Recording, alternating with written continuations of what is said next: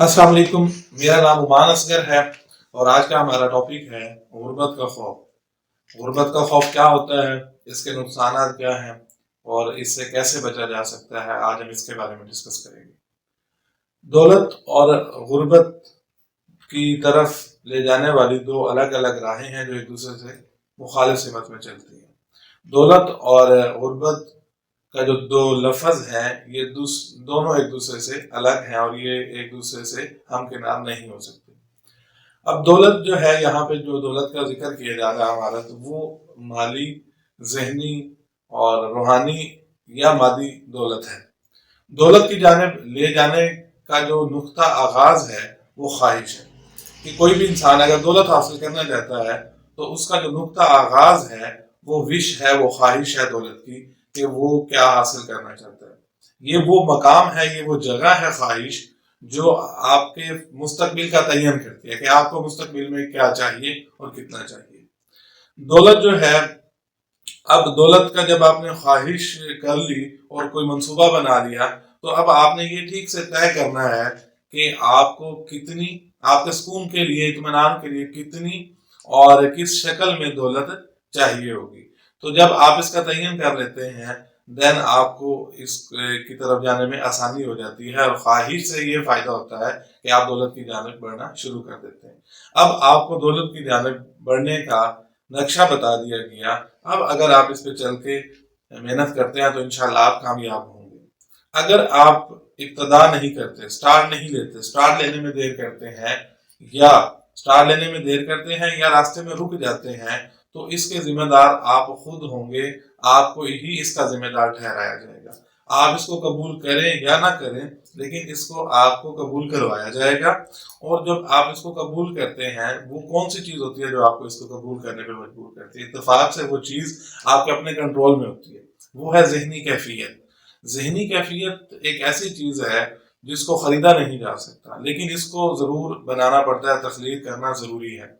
अब गुर्बत का जो खौफ है एक जहनी कैफियत के नाम के अलावा कुछ भी नहीं, कि आप जहनी लेवल पे खुद को गरीब समझे। अब ये जो गुर्बत का खौफ है ये क्या करता है, ये आपकी सलाहियतों को जंग लगा देता है। गुर्बत के खौफ का जो पहला नुकसान है वो आपकी कामयाबी की जो राह है उसमें रुकावट बन जाता है और ये सबसे पहला कदम है कि आप कामयाब नहीं हो सकते। ये जो है किसी भी इंसान की उसकी शगुफ्तगी, खूबसूरती को खत्म कर देता है, किसी की सोच को खत्म कर देता है, आइडियाज को खत्म कर देता है, मंसूबों को खत्म कर देता है। गुर्बत का खौफ नींद उड़ा के ले जाता है, याददाश्त इंसान की कमजोर हो जाती है, उसकी याददाश्त धुंधली पड़ने लग जाती है। गुर्बत का खौफ लोगों को लोगों से दूर कर देता है, लोग दोस्त बनाने से गुरेज करते हैं, लोग रिश्तेदारों में जाने से गुरेज करते हैं। तो गुर्बत का खौफ जो इतने ज्यादा नुकसानात रखता है, इसके अलावा ये आगे इंसान को तरक्की करने के लिए इसकी सोच को भी खत्म कर देता है कि वो कुछ नया सोच सके, कुछ कर सके। ये खौफ इंसान को इतनी सारी बातें करने का मकसद ये है कि गुर्बत का खौफ एक ऐसा खौफ है जो किसी भी इंसान की सलाहियतों को मुकम्मल तौर पर बंद कर देता है। और ये इसलिए इंसान की जिंदगी में जितने भी खौफ पाए जाते हैं उनमें सबसे ज्यादा सरफहरिस्त इस खौफ को, इस अंदेशे को इसलिए रखा जाता है कि इससे निकलना भी बहुत मुश्किल है। इसको बिछाड़ना मतलब इसको पीछे डालना, पसे पर्दा इस पे डालना और इससे आगे बढ़ना ये सबसे मुश्किल काम है।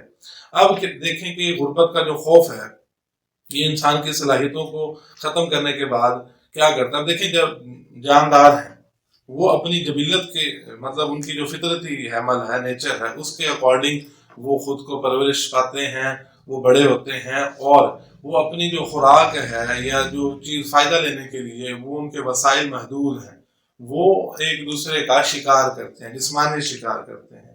इंसान क्योंकि अशरफुल मखलूक़ात बनाया गया और ये अपने जहन की बर्तरी की वजह से, खुद कफील होने की वजह से, ये दूसरे इंसानों से खुद को ज़्यादा समझने की वजह से ये क्या करता है, ये इंसान का जिस्मानी शिकार नहीं करता बल्कि इसे दूसरे इंसान की दौलत का शिकार करने में ज़्यादा मज़ा आता है। ये उसकी दौलत को खा के ज़्यादा सुकून महसूस करता है। देखिए, इंसान इतना लालची है, इंसान इतना हरीस और लालची है कि इससे दूसरे इंसानों से महफूज रखने के लिए बहुत सारे कवानीन बनाए गए। जितने भी अदवार गुजरे हैं, जितने भी दौर गुजरे हैं, या ये जो दौर जिसमें हम रहते हैं, ان سب دور میں آپ نے مشاہدہ کیا ہوگا کہ جس شخص کے پاس دولت ہے اس کی عزت ہے اور بہت زیادہ عزت ہے. یہ بھی نہیں دیکھا جاتا کہ اس نے وہ دولت کن طریقوں سے کمائی. وہ معزز ہے، وہ بادشاہ ہے، وہ جہاں جاتا ہے اس کی عزت ہے، قانون میں بھی اسی کے ہاتھ چلتے ہیں، سیاست میں بھی اسی کے حکم چلتے ہیں، اور جہاں سے وہ گزرتا ہے اسے لوگ جھک جھک کر سلام کرتے ہیں. دوسری جانب دیکھا جائے تو جو غریب آدمی ہے اس کی جو حیثیت ہے وہ دو کوڑی کی بھی نہیں. اس کی حیثیت بالکل نہیں ہے، اس کو کوئی عزت نہیں دیتا. کیوں؟ کیونکہ وہ غریب ہے. اب دیکھیں یہاں پہ لوگ ایک دوسرے کو مالی حیثیت سے دیکھ رہے ہیں. اب دیکھیں ملکیتی اور مالی حیثیت سے جب لوگوں کو دیکھتے ہیں، زیادہ تر جو رشتے ہوتے ہیں وہ دونوں گھرانوں کے اس وجہ سے ہوتے ہیں، ان کی دولت دیکھ کے. جب دولت دیکھ کے رشتے کیے جاتے ہیں تو پھر اس کا نتیجہ آپ کے سامنے ہے کہ معاشرے میں، عدالتوں میں یہ طلاق کے لیے اتنے کیسز ہوتے ہیں. ٹھیک ہے جی. اب دیکھیں لوگ جو ہے دولت حاصل کرنے کے لیے قانونی طریقے استعمال کرتے ہیں، غیر قانونی طریقے استعمال کرتے ہیں. کہنے کا مقصد یہ ہے کہ دولت حاصل کرنے کے لیے کوئی انسان کسی بھی حد تک جا سکتا ہے. ہمارے پیارے نبی صلی اللہ علیہ وآلہ وسلم نے بھی غربت کی زندگی سے پناہ مانگی. کیوں؟ کیونکہ غربت تمام برائیوں کی جڑ ہے. اب ہمیں کرنا کیا ہے؟ اس خوف سے ہمیں کیسے نجات مل سکتی ہے؟ اس خوف سے نجات حاصل کرنے کے لیے ہمیں اپنی ذات کا تجزیہ کرنا ہے.